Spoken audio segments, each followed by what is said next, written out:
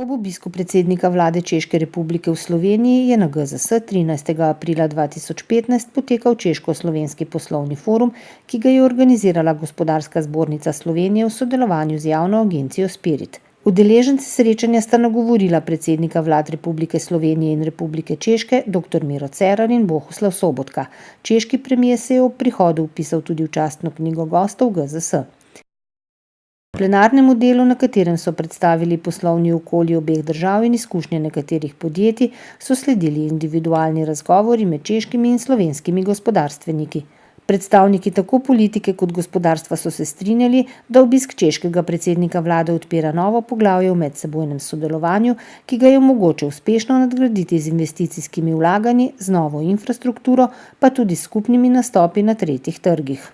Zagotovo pa so podjetja na Češkem, to sem že iz nekih preliminarnih pogovorov izvedel, ki jih zanimajo naložbe ali pa celo nakup nekaterih naših podjetij, v katerih vidijo perspektivo za tisto, kar se tudi mi želimo, da bi spodbujali nadaljnje uspešne razvojne modele, in to bi bilo tudi za Slovenijo lahko koristno. Je pa to zdaj stvar seveda pristojnih subjektov, vlada lahko te procese spodbuja, omogoča in to delamo, ne more pa neposredno v njih posegati. Kakršenkoli tuji investitor ali pa recimo tisti, ki kupi kakšno naše podjetje, je seveda dobrodošel, če ima resen namen z nekim dobrim razvojnim modelom spodbujati nadaljnjo proizvodno, torej uspeh in rast takšnega podjetja, seveda dobiček in hkrati predvsem tudi zaposlenost naših delavcev.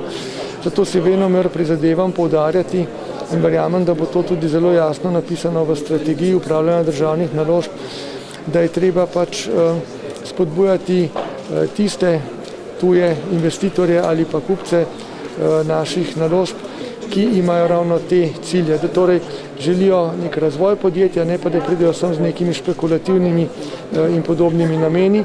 Predvsem si tudi želim, da so vsi te postopki bodisi soinvestiranja ali pa recimo nakupa transparentni, da torej ni koruptivnih poskusov, in predvsem si želim, da bi potem vse to pripomoglo, tako kot zagotovo na nek način bo, k nadaljnjemu razvoju našega gospodarstva. Cooperation is very good. Last year we visited Slovenia with my president Miloš Zeman, and now we visited with Prime Minister Bohuslav Sobotka. This cooperation I can evaluate as very good and very, let's say, fruitable for both sides.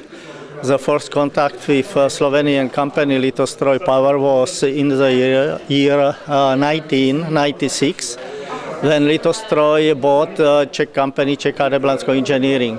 Those days I was general manager of this company, and the cooperation was so successful that we were even able to build in Czech new hydraulic laboratory, investment approximately 3-4 million euro.